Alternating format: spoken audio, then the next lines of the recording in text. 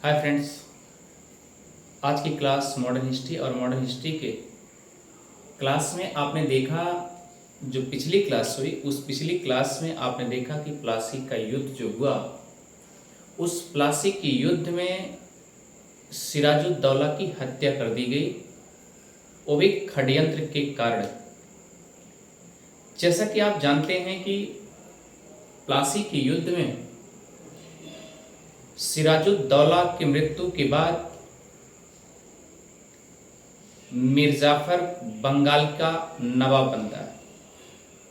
Friends याद रखिएगा, तो जब मिर्जाफर बंगाल का नवाब बनता है तो वो किसके नेतृत्व में बनता है? अंग्रेजों के नेतृत्व में बनता है। जैसा कि आप जानते हैं कि अगर अंग्रेजों के नेतृत्व में बनता है तो वह एक कठपुतली का काम करेगा। इतिहासकारों ने बताया, अंग्रेजों ने भी कह दिया कि रॉबर्ट क्लाइव का जो चिमचा है अर्थात गीदड़ है वह मिर्जाफर ही है। तो फ्रेंड्स आज की जो क्लास है वह बक्सर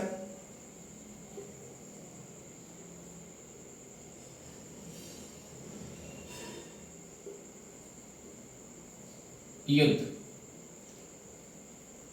बक्सर की युद्ध में आपने देखा क्या? सबसे पहले तो ये भूमिका कैसे बनेगी। सबसे पहले फ्रेंड्स आएंगे मैप में।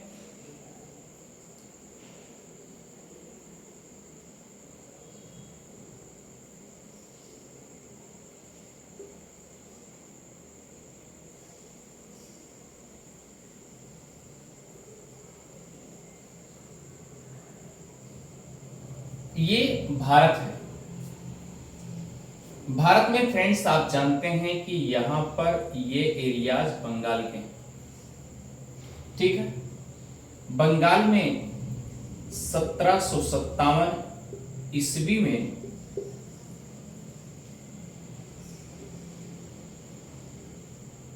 प्लासी के युद्ध में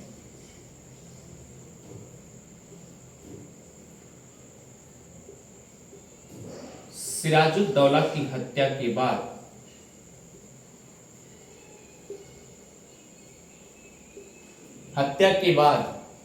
याद रखना, मिर्जाफर बंगाल का नवाब बनता है।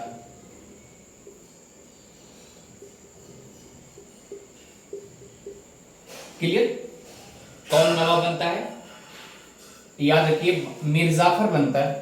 फ्रेंड्स याद रखना, ये जो मिर्जाफर है सिराजुद्दौला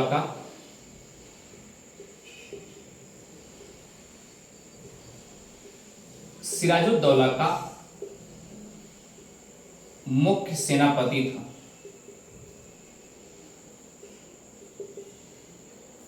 और वह भी याद रखिएगा, सिराजुद्दौला का मुख्य सेनापति मिर्जाफर ही इन ढेर सारे नवाब के सपने देख करके ही सिराजुद्दौला के हत्या में आप समझिए मिर्जाफर का भी हाथ था,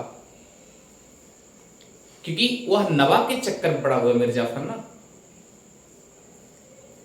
और ये पहले से सपने देख रहा था कि कब हम बंगाल का नवाब बने। जैसा कि आप जानते हैं कि रॉबर्ट क्लाइव ने बार बार कहा कि आप मेरा साथ दीजिए, मैं आपको बंगाल का नवाब बना दूंगा। तो ये सपने दिवा स्वप्न भी देखने लगा। फ्रेंड्स अब आगे चलते हैं। जैसा कि आप जानते हैं कि एक कहावत कही गई है, पहले के जमाने में जो लोग अच्छा खासा डिसीजन लेते थे, निर्णय लेते थे,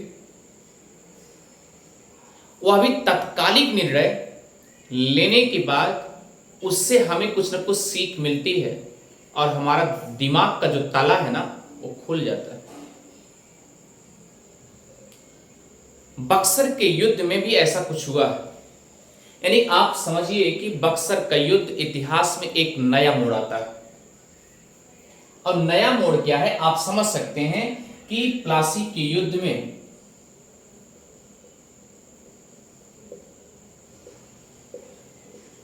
जब सिराजुद्दौला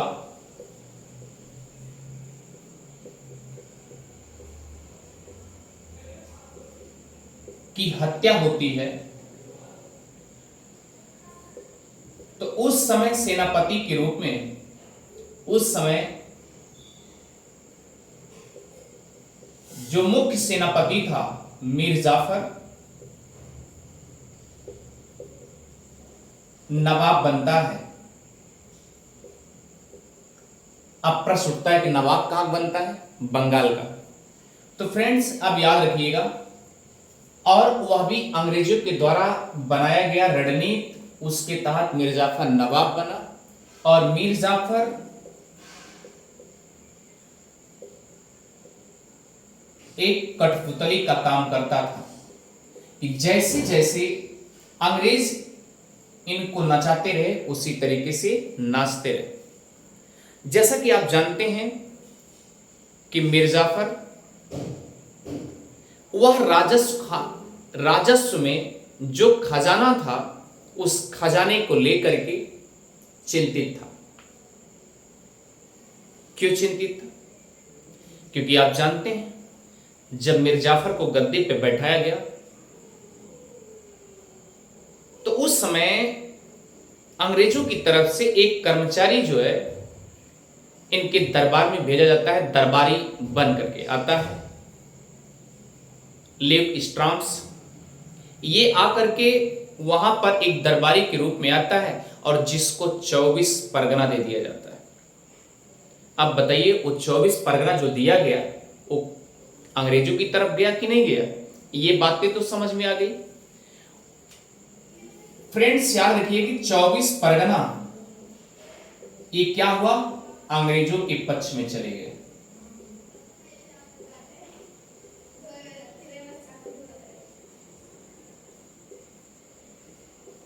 और फ्रेंड्स याद रखिए यहां से जो बंगाल से जो पैसा वसूला जाता था, राजस्व वसूला जाता था, पहले वहां पर खजाना में जाता था, फिर खजाना से फिर क्या होता था? अनुदान के रूप में किसको मिलता था? अंग्रेजों को मिलता था। मीर जाफर लगातार अंग्रेजों को बार बार ये खजाना दे रहा था। लेकिन फ्रेंड्स ये भी सोचिए कि जब यहां पर धीरे धीरे खजाना देता गया, जब भी जरूरत होती थी, रॉबर्ट क्लाइव को जब भी जरूरत होती थी वो आके यहां से ले लेता था। लेकिन कभी आपने ये नहीं सोचा कि एक पॉइंट आप पकड़ेंगे। पॉइंट क्या था कि 1719 ईस्वी में फर्रुखसियर एक नियम लागू किया था।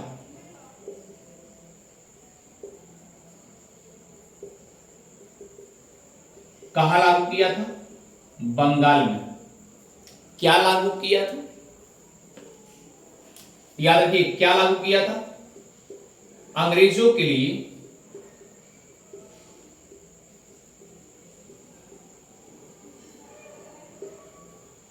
मुक्त व्यापार कर सकते हैं।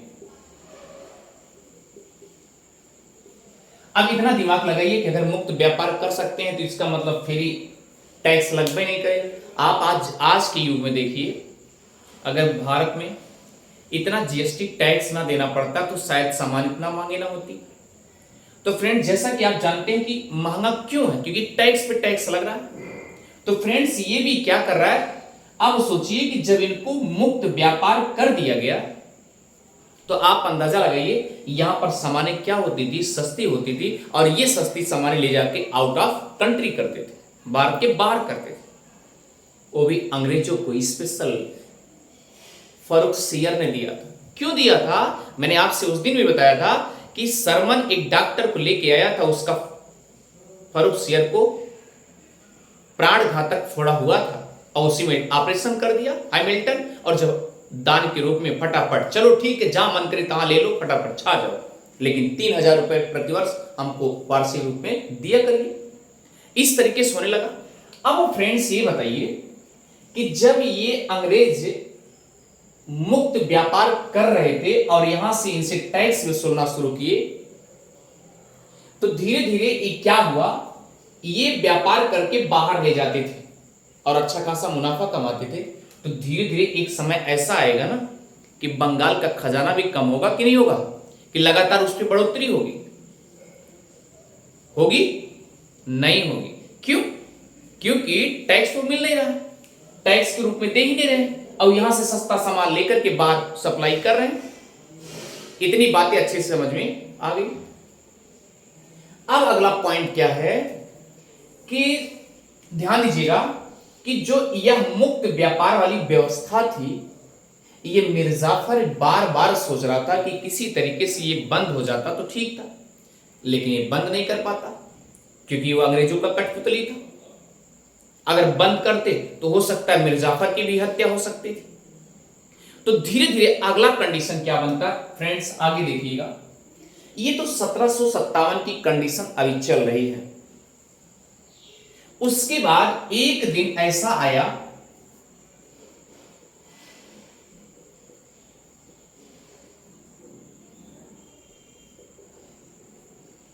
मिर्जाफर से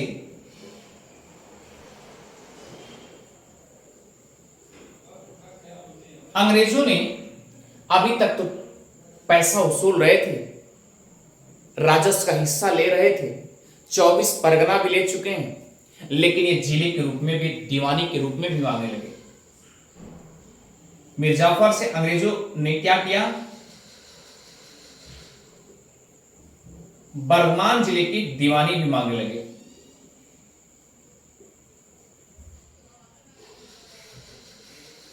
आप बताइए,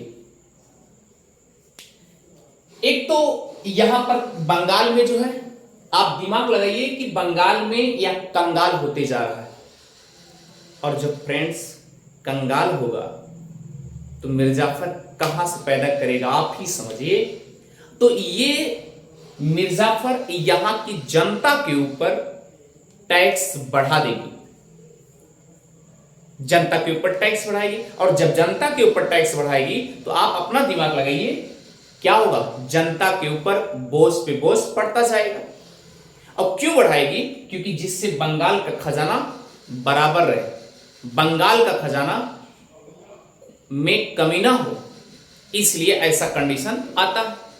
अब फ्रेंड्स याद रखिएगा, धीरे धीरे जब ये वर्धमान की कंडीशन दीवानी मांगने की बात आती है तो ये मिर्जाफर इग्नोर करने का प्रयास करता है, और जब ये इग्नोर करने का प्रयास करेगा फ्रेंड्स, तो ये अंग्रेजों को लग जाएगा कि मिर्जाफर अब हमको टैक्स भी नहीं दे रहा है, हमें लग रहा है कि इसका मन जो है कहीं विचलित हो रहा है, डचों के साथ जा रहा है।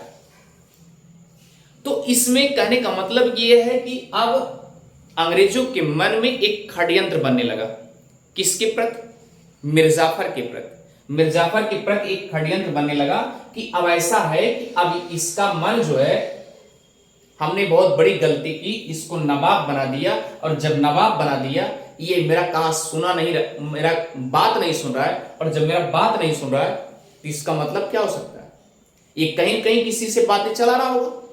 तो फिर अंग्रेजों ने एक कमेंट जैसा षड्यंत्र रचे कि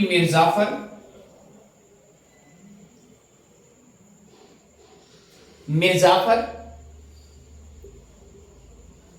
डचों का साथ दे रहा है।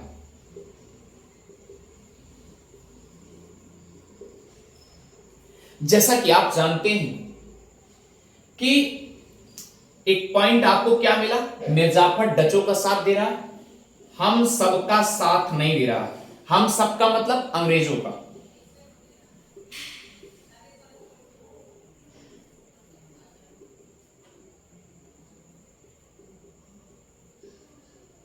नहीं दे रहा। इतनी बातें समझ में, ये बातें आ गई फ्रेंड्स। अब आप समझिए, तो ये कंडीशन क्या बनेगी, इसको हम धीरे से हटाएंगे, षड्यंत्र यही बनेगा। यानी अंग्रेजों द्वारा ये सिद्धांत बन जाएगा कि हम किसी तरीके से मिर्जाफर को हम हटा दें, और जब मिर्जाफर को हटा देंगे तो अपने आप किसी न किसी गद्दी बैठाएगा। तो फ्रेंड्स याद रखिएगा, मिर्जाफर को हटाने के लिए अंग्रेजों ने षड्यंत्र रच दिया। इतनी बातें समझ में आ गई होगी अच्छे से। जैसा कि फ्रेंड्स आप जानते हैं कि एक निर्णायक यहां बंगाल में एक प्रकार से आप समझिए एक युद्ध हुआ था। किसके किसके बीच? 1759 ईस्वी में बेदरा का युद्ध हुआ था।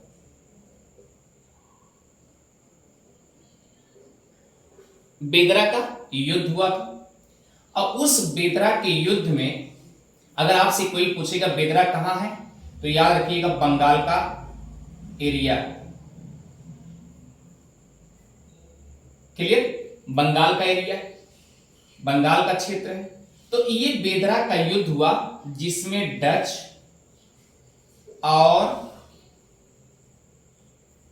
अंग्रेज के बीच हुआ। इनमें क्या हुआ? अंग्रेज की जीत हुई और डच क्या हुए? हार गए।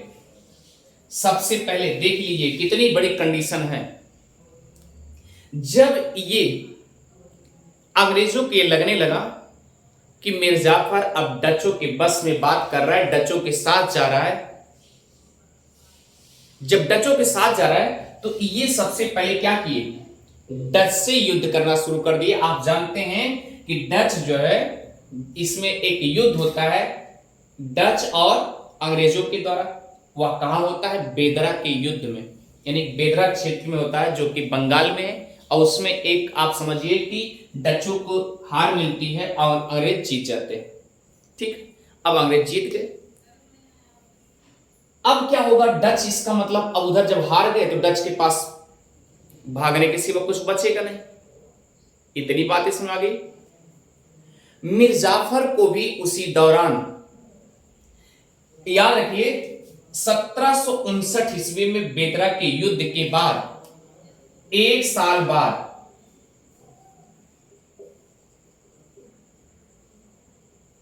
या एक वर्ष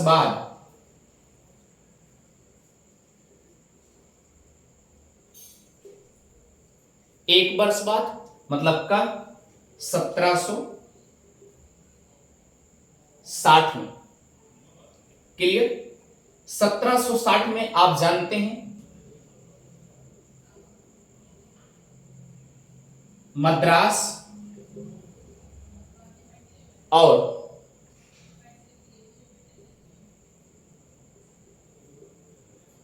पांडिचेरी के बीच में एक वांडीवास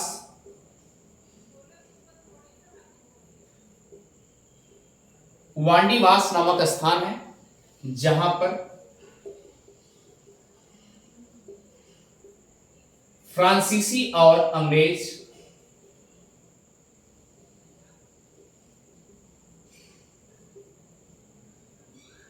युद्ध हुआ, जिसमें फ्रांसीसियों को हार हुई।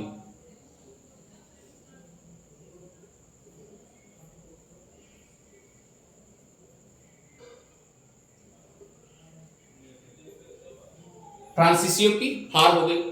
अब भैया अपना दिमाग लगाइए, फ्रांसीसी यहां भी हार गए। तो उसी दौरान याद रखिएगा 1760 में वांडीवास का नामक स्थान पे एक युद्ध हुआ, जिसे वांडीवास का युद्ध कहा जाता है। क्लियर? तो ये एक प्रकार से समझिए कि यह कौन सी कंडीशन थी। यह कंडीशन थी, आप याद रखिएगा,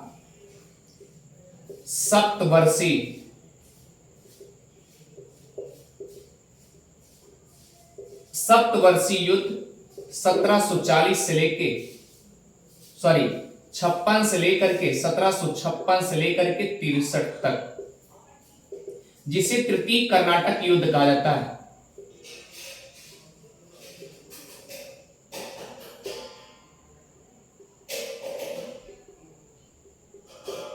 क्लियर? सप्तवर्षीय युद्ध जिसे तृतीय कर्नाटक युद्ध कहा जाता है। इसी कर्नाटक, इधर फ्रांस और ब्रिटेन आपस में लड़ रहे थे, बाहर लड़ रहे थे, क्योंकि यूरोप में लड़ाई हो ही रही थी। उधर लड़ रहे थे। अब इधर ये रॉबर्ट क्लाइव और मिर्जाफर का बदला चल रहा था, किसी तरीके से उनको हटाएं, मिर्जाफर को हटाएं, मिर्जाफर को हटाएं। जब ये टैक्स लेना या टैक्स देना बंद कर दिया और उसको नहीं मिला रॉबर्ट क्लाइव पे, तो क्या होगा, युद्ध का कारण बनेगा। क्लियर हो गया? यहां तक मैटर समझ में आ गया होगा फ्रेंड्स।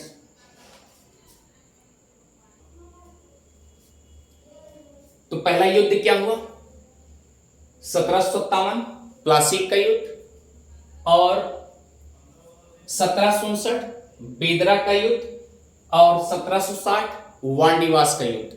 इन तीनों युद्ध के समाप्ति के बाद आप समझ सकते हैं, इन तीनों युद्ध लड़ने के बाद अब ये अंग्रेजों को आभास हो गया कि हम अब जो भी लड़ाई लड़ेंगे हमेशा जीतते जाएंगे। इसका मतलब कि मनोबल उनका बराबर ऊंचा होता रहा। एकदम खुश हैं कि हम तो गजब, जहां हाथ लगा रहे हैं तुरंत तुरंत जीतते जा रहे हैं। यानी देख लीजिए इधर क्या हुआ, 1757 में प्लासी का युद्ध हुआ, और उसके बाद 1759 में बेदरा का युद्ध हुआ, और 1760 में वांडीवास का युद्ध हुआ।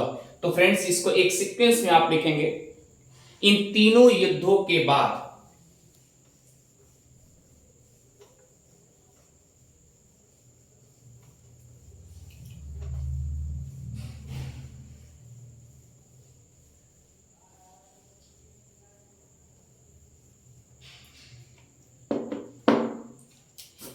लिखेंगे तीनों युद्ध के बाद अंग्रेजों का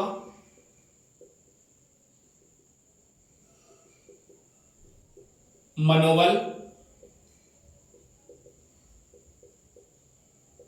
बढ़ता गया। कौन कौन युद्ध, 1757 में प्लासी का युद्ध,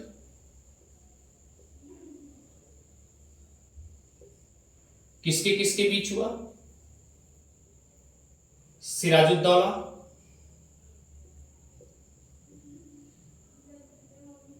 और किसके बीच, अंग्रेज के बीच, जिसमें सिराजुद्दौला की हत्या हो गई और अंग्रेज क्या हो गए, जीत गए, पहली विजय। ठीक है, और याद रखना सिराजुद्दौला की पहली लड़ाई भी थी। इसके पहले आप जानते हैं जैसे कि 15 जून 1756 की पहली लड़ाई। ठीक है, अब देखिए 1759 में बेदरा का युद्ध। क्लियर? इसमें क्या हुआ था, एक तरफ डच थे और एक तरफ अंग्रेज थे। इसमें क्या हुआ, डच हार गए और अंग्रेज जीत गए। अब देखिए फ्रेंड्स, इतना आपको पॉइंट समझ में आ रहा है कि ये बेदरा कहां है, बंगाल में है। ये इसमें समझ में आ रहा है कि पहले में भी जीत गए, उसके बाद द्वितीय में भी जीत गए, फिर उसके बाद आएंगे 1760 में, इसमें वांडीवास का युद्ध। वांडीवास की युद्ध में याद रखिएगा फ्रांसीसी, और उसके बाद याद रखिएगा अंग्रेज के बीच हो रहा था, जिसमें फ्रांसीसी हार गए और अंग्रेज क्या हो गए, जीत गए। अब ये परिणाम क्या निकला, परिणाम ये निकला कि तीनों युद्ध को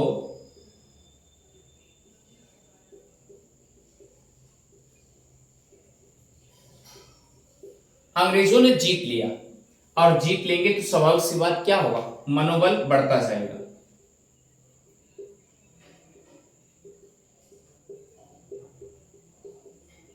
अंग्रेजों का मनोबल बढ़ता गया कि हम जहां जहां हाथ लगा रहे हैं सब जगह सफल होते चले जा रहे हैं। अब फ्रेंड्स यहां पर अगली कड़ी क्या है, इसी 1760 ईस्वी में अंग्रेजों ने एकदम मूड बना लिए कि अब हम मिर्जाफर को हटा के रहेंगे। तो याद रखिए नया सीक्वेंस क्या होगा, 1760 ईस्वी में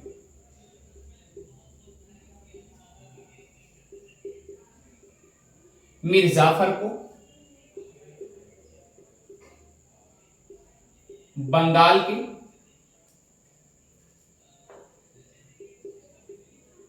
नवाब के पद से हटा दिए, और हटा दिए बोले कि आप बंगाल के नवाब आप नहीं हैं। तो याद रखना, रखा कौन था, मिर्जाफर को गद्दी पे कौन बैठाया था, अंग्रेजों ने बैठाया था। तो याद रखना फ्रेंड्स, पहला पॉइंट क्या होगा कि मीर जाफर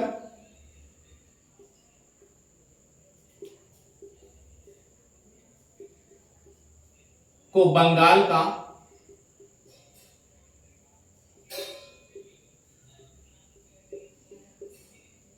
नवाब बनाकर ये अंग्रेजों ने पहली क्रांति की।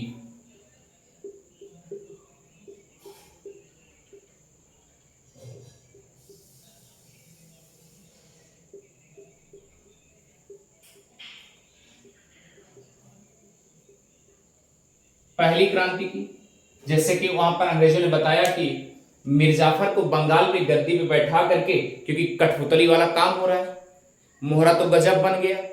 अब मिर्जाफर जिस तरीके से कहा जा रहा है अंग्रेजों द्वारा, उसी तरीके से मिर्जाफर कर भी रहा, तो एक प्रकार से क्रांति आ गई। तो ये याद रखिएगा, अंग्रेजों की पहली क्रांति। और दूसरी क्रांति क्या होगी, मिर्जाफर को बंगाल के नवाब के पद से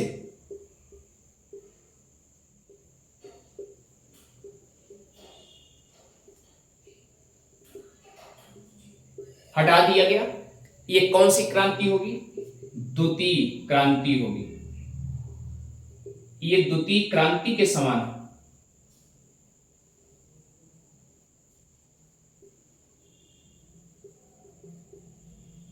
ये हम नहीं करें, अंग्रेजों ने कहा कि इसमें दोहरी क्रांति आई हुई, एक मिर्जाफर को रखना, गद्दी पे बैठाना, और एक दूसरा क्या है, हटाना। इसका मतलब कि इधर तो क्या हुआ, परिणाम क्या निकला, तीनों युद्ध अंग्रेज जीत गए, यहां पर तो और बल्ले बल्ले। उसके बाद देखिए, मिर्जाफर को हटाना, मिर्जाफर को बैठाना, ये सब क्या है, एक प्रकार से मोहरा बना करके काम कर रहे हैं। इसका मतलब गुलामी की जंजीर में बंध चुका। मिर्जाफर हट गया। 1760 ईस्वी में जब मिर्जाफर नवाब के पद से हट जाता है, तो परिणामतः क्या होता है, कोई न कोई उत्तराधिकारी के रूप में आएगा, किसी न किसी को गद्दी पे बैठाया जाएगा, भाई सीट तो खाली रहेगी नहीं। तो क्या किए, 1760 ईस्वी में ही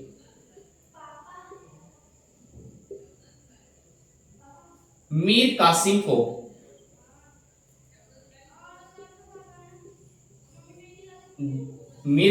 को बंगाल का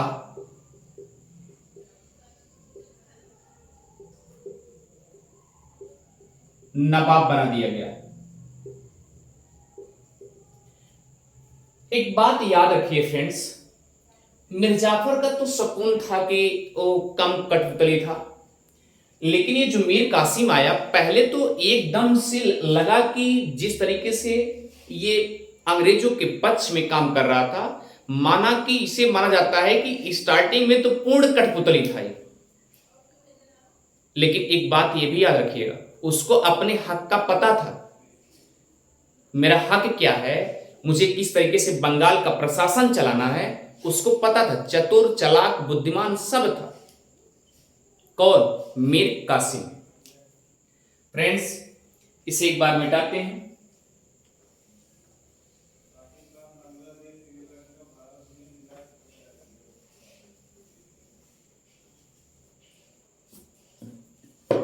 अब याद रखिएगा कि मिर्जाफर, यहां लिख दे रहे हैं, मिर्जाफर के नवाब के पद से जब हटा दिया जाता है 1760 ईस्वी में मीर कासिम को बंगाल का नवाब बना दिया जाता है। फ्रेंड्स, ये बातें आपको अच्छे से समझ में आ गई। अब ये दिमाग लगाइए कि जब मिर्जाफर का कार्यकाल चल रहा था उस समय, तो उसी समय अंग्रेजों ने क्या किया था,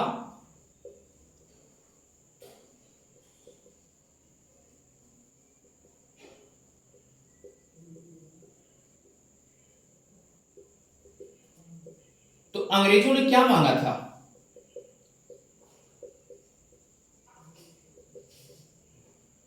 बर्धमान जिला की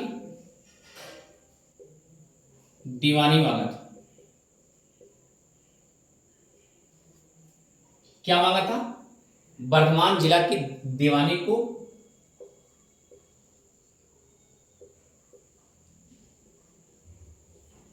मांग किया था। फ्रेंड्स, एक बात और याद रखिए, जैसे अगर बुद्धिमान मीर कासिम है, तो हकीकत यह है कि अगर ये गुलाम बना, नवाब के पद पर बना मीर कासिम, तो इसका मतलब यह है कि बाद में आगे चल करके जो बर्धमान जिला दे देता है उसे तो नहीं देना चाहिए था ना। लेकिन क्या हुआ, स्टार्टिंग में तो ये लगा कि अब देखिए मीर कासिम जो है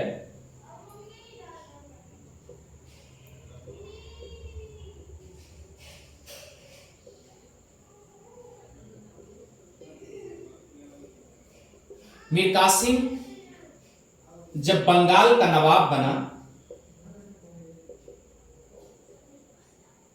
तो ये पूर्ण रूप से अंग्रेजों की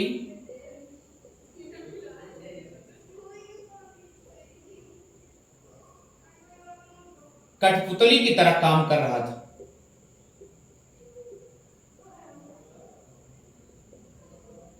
लेकिन जो मिर्जाफर से बर्धमान जिले की दीवानी मांग रहा था, ये क्या किया मीर कासिम जो है, याद रखिएगा, ये बर्धमान जिला,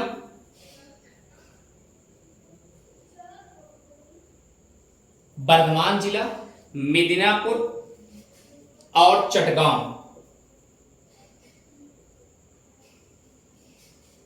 मिदनापुर और चटगांव, इन तीनों की दीवानी जो है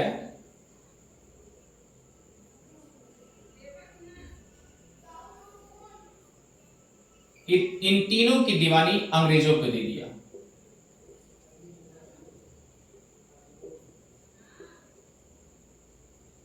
अंग्रेजों को दे दिया। फ्रेंड्स, याद रखिएगा।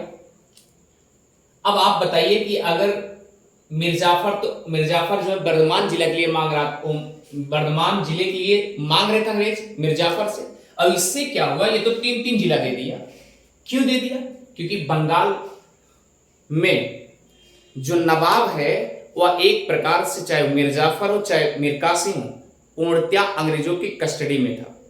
अंग्रेज अगर उनको नवाब बना रहे तो जिस तरीके से घुमरी परैया कराएंगे, जिस तरीके से गोल गोल घुमाएंगे, उसी तरीके से ये क्या करेंगे, घूमते रहेंगे। क्लियर? तो इन्होंने क्या किया, बर्धमान जिला और मिदनापुर और चटगांव जिले की दीवानी दे दिया। जब अंग्रेजों को ये 3 दीवानी मिल गई,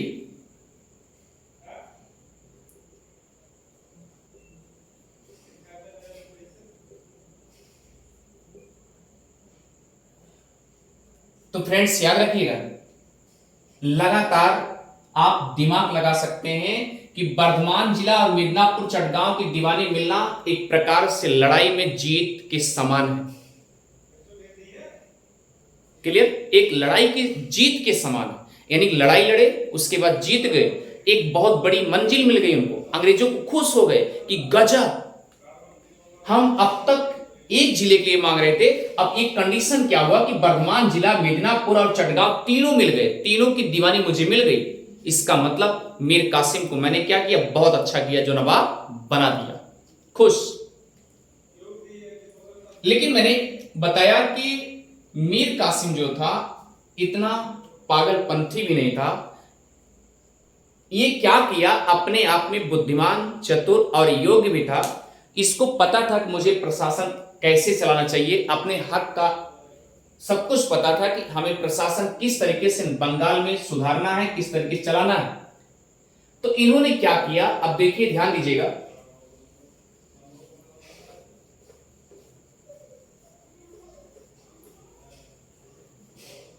अब अंग्रेजों को लगने लगा एक पॉइंट, क्या लगा अंग्रेजों को, अंग्रेजों को एक पॉइंट ये लगा कि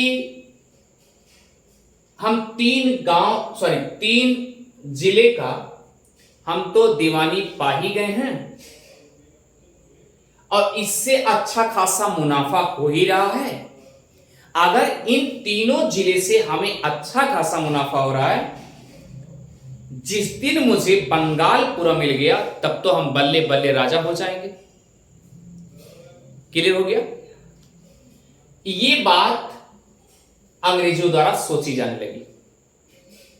अंग्रेजों ने, आप देखिए, अब 3 जिलों के ले चुके हैं और अब बंगाल के बारे में पूरा सपना देख रहे हैं। ये बातें अच्छे से पकड़ में आ गई होगी। तो अब देखिए अगला क्या पायदान है, हुआ क्या, मीर कासिम जो है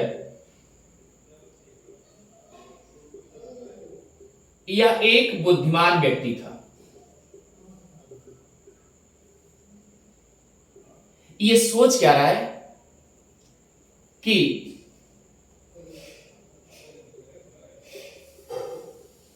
कलकत्ता में अंग्रेज हैं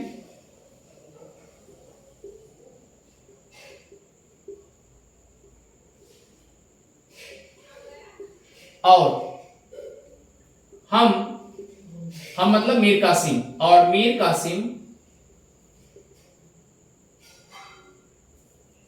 मुर्शिदाबाद, जिसका नाम मकसूदाबाद था, मकसूदाबाद राजधानी में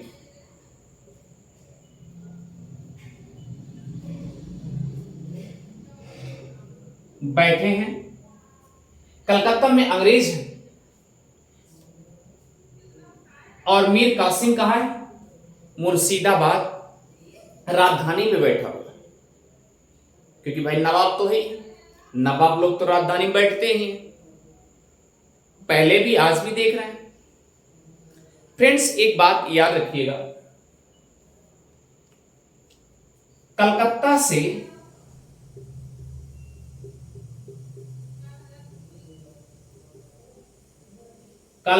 से मुर्शिदाबाद की दूरी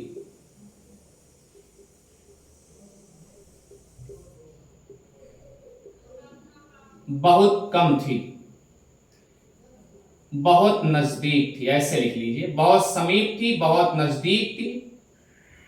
तो मीर कासिम क्या सोच रहा है, मीर कासिम ये सोच रहा है कि अगर इतना नजदीक हम रहेंगे तो अगर कुछ भी नियम, प्रशासन, कानून कुछ भी अच्छा चलाने का प्रयास करेंगे तो यह सब एक दिन क्या कंडीशन होगा, अंग्रेज खड़े हो जाएंगे। और अंग्रेज खड़े जब हो जाएंगे, कहेंगे आप हमारे नेतृत्व में आप यहां पर बसे हैं, नवाब बने हैं, आप क्या कर रहे हैं, गलत कर रहे हैं ना। इसलिए पहला काम क्या करेगा,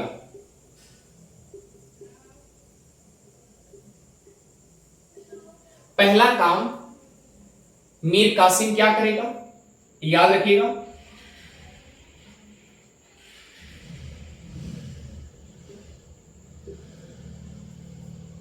क्लियर, मुर्शिदाबाद से या मुर्शिदाबाद राजधानी को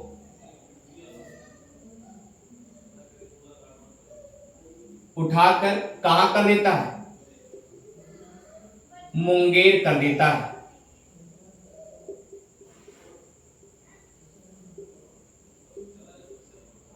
मुंगेर बिहार में, याद रखिएगा,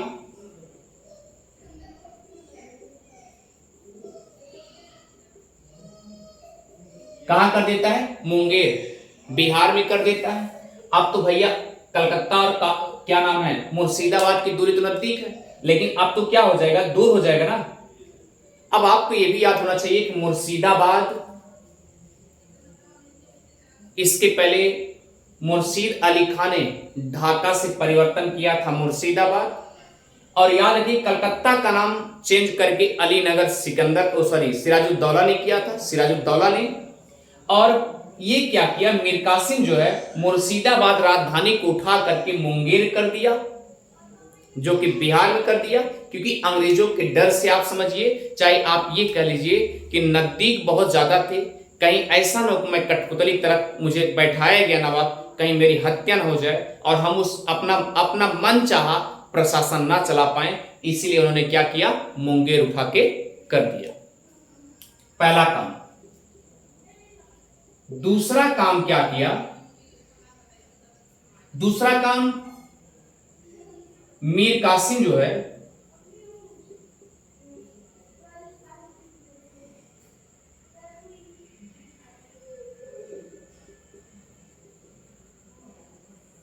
मीर कासिम जो है सैनिकों को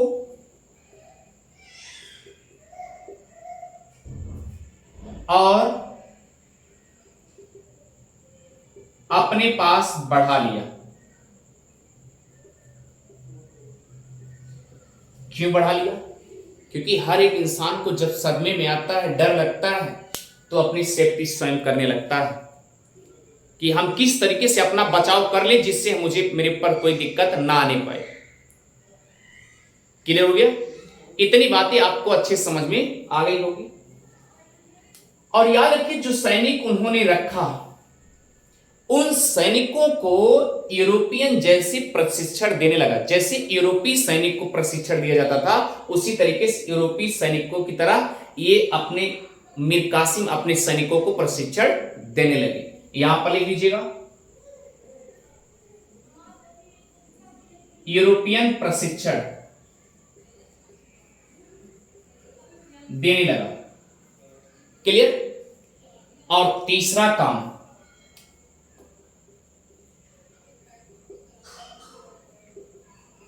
तीसरा काम क्या था फ्रेंड्स? इसे जरा मिटा करके हम तीसरा काम लिखते हैं कि मीर कासिम तीसरा काम क्या करता है।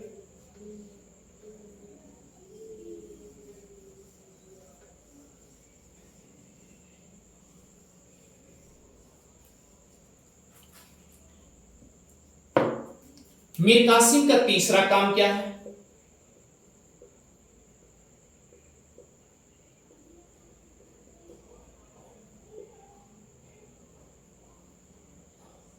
अब देखिए तीसरा काम स्पेशल आप जान ही रहे हैं, क्योंकि फारूक सियर ने एक नियम लगा दिया था कि अंग्रेज जो है मुक्त व्यापार कर सकते हैं।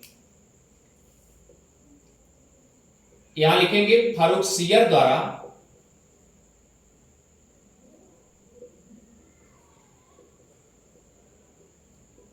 लगाए गए बंगाल में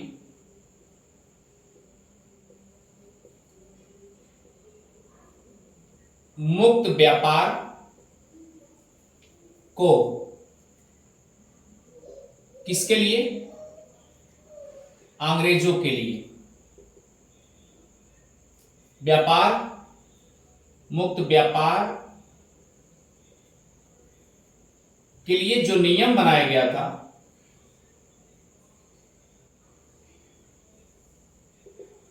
अब मीर कासिम सोच रहा है कि कहीं ऐसा ना हो कि हम अगर नियम चेंज कर दें तो पता चले कि अभी अटैक कर दें हमारे ऊपर अंग्रेज वाले, कि मुक्त व्यापार खत्म करो, और इधर मुक्त व्यापार खत्म किए पता चले कि उधर हमारी हत्या हो जाए। ये भी डर बना हुआ है। अब वो दिमाग लगाया, अब दिमाग क्या लगाया मीर कासिम? वो कहा क्या कि अब तक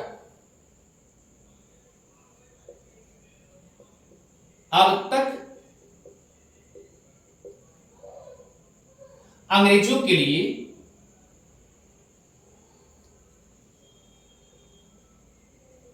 मुक्त व्यापार की व्यवस्था थी, या मुक्त व्यापार का नियम था, लेकिन अब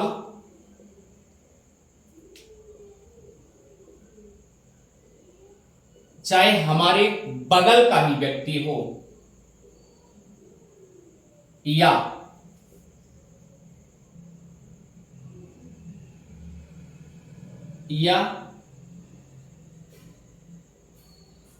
पड़ोसी हो या अंग्रेज हो,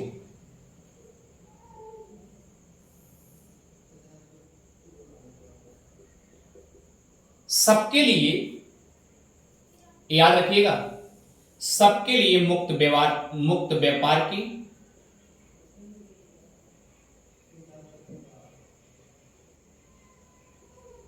व्यवस्था लागू। आप बताइए भाई, ये अब तक केवल ब्रिटिश वालों के लिए, अंग्रेज के लिए केवल स्पेशल किसके लिए था? मुक्त व्यापार अंग्रेजों के लिए था। लेकिन अब इन्होंने क्या किया? अगर ये डायरेक्ट मीर कासिम खत्म कर दिया होता तो शायद दंगा फसाद हो जाता, लड़ाइयां हो जाती, ब्रिटेन द्वारा, अंग्रेज द्वारा लड़ाई हो जाती। लेकिन इसको दिमाग लगा, कहते हैं वो दिमाग क्या लगाया कि अगर हम इस तरीके से अपने यहां के लिए भी लागू कर देंगे मुक्त व्यापार, तो हो सकता है उसका बैड इफेक्ट पड़े, गलत प्रभाव पड़े, धीरे धीरे उसका प्रभाव कम होगा। क्लियर? तो ये नियम अपने यहां के लोगों के ऊपर लगा दिया कि सब भैया, चाहे हमारे यहां के हों चाहे अंग्रेज लोग हों, सबके लिए हम क्या करेंगे? मुक्त व्यापार की व्यवस्था करेंगे, और कर सकते हैं। ये नियम लग चुका।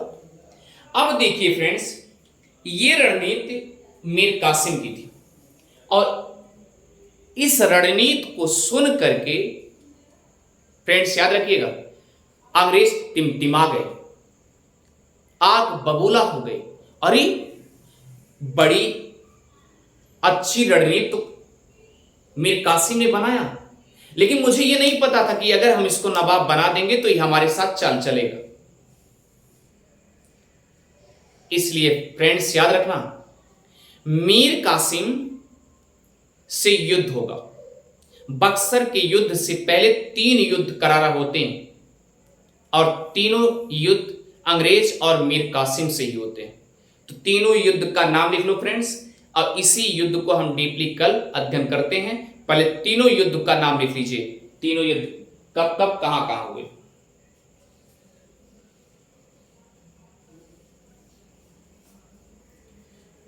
तो लिखेंगे पहला युद्ध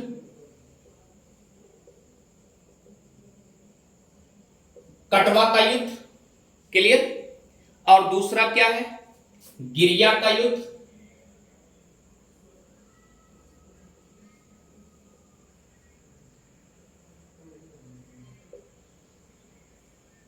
तीसरा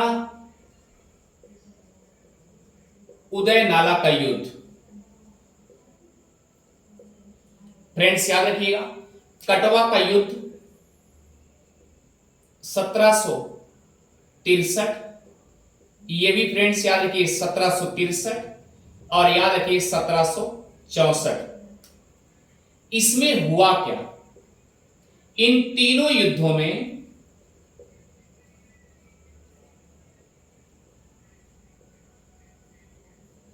मीर कासिम और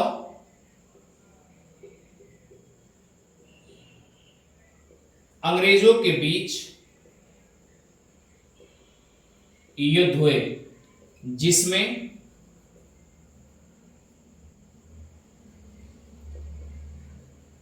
मीर कासिम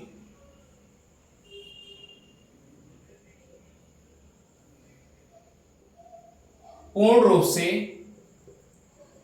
हार गया, और तीनों युद्धों में, अब भैया याद रखिएगा, अंग्रेज जीत गए इन तीनों युद्धों में। कटवा का युद्ध और गिरिया का युद्ध और उदयनाला का युद्ध, तीनों युद्ध हुए, और तीनों युद्ध में मीर कासिम और अंग्रेजों के बीच हुए, और जिसमें मीर कासिम हार जाता है। और हारने के बाद जब हार जाता है, अब तो अंग्रेज एकदम खिसियाए हैं, कब पाए कब उसको मार दे एकदम से। इस तरीके से एकदम दबदबा बना चुके हैं। तो भाई आप देखिए, प्राण तो सबको प्यारा है ना, तो ये क्या करेगा, मीर कासिम वहां से भागेगा, भाई बचाएगा अपना प्राण, क्योंकि हमारा जो ये युद्ध हो रहा है इसमें तो हम किसी तरीके से बच गए, इस युद्ध में हारे जरूर लेकिन बच गए। फिर इसके बाद हमसे फिर युद्ध हुआ, गिरिया का युद्ध, और इसमें भी बच गए किसी तरीके से, फिर भाग के आए, उदयनाला का युद्ध हुआ, यहां भी युद्ध हुआ, और पूर्णतः यहां पर हार हो गई। जब हार हो गई तो क्या करेगा, भाग जाएगा। तो याद रखिएगा फ्रेंड्स, ये मीर कासिम भाग गया।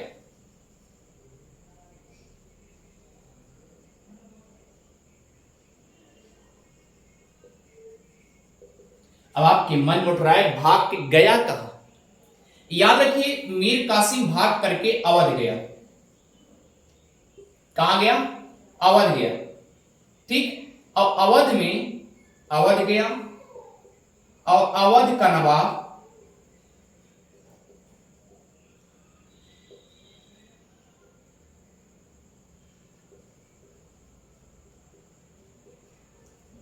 सुजाउद्दीन था। और उसके बाद उस समय केंद्रीय सत्ता में, याद रखिएगा, शाह आलम द्वितीय था, क्योंकि सत्ता चेंज हो गई थी। और याद रखिए, बंगाल से भाग करके किसी तरीके से बेचारा भाग करके कहां आया, अवध के प्रांतों में आया, और जहां का नवाब कौन था, सुजाउद्दीन था। और इसका मतलब सुजाउद्दीन का सहयोग लेगा। फ्रेंड्स मिलते हैं। सबसे पहले तो हम कल की क्लास में कटवा का युद्ध, गिरिया का युद्ध, उदयनाला का युद्ध, सबसे इसे थोड़ा डीपली पढ़ करके हम आगे की क्लास बक्सर का युद्ध हो जाएगा। फ्रेंड्स 2 ही क्लास में बक्सर का युद्ध हो जाएगा। और हाँ, अगर आपको समझ में आ रहा है तो उदय जीएस रिसर्च सेंटर को सब्सक्राइब करना और शेयर करना भी ना भूले। Thank you friends.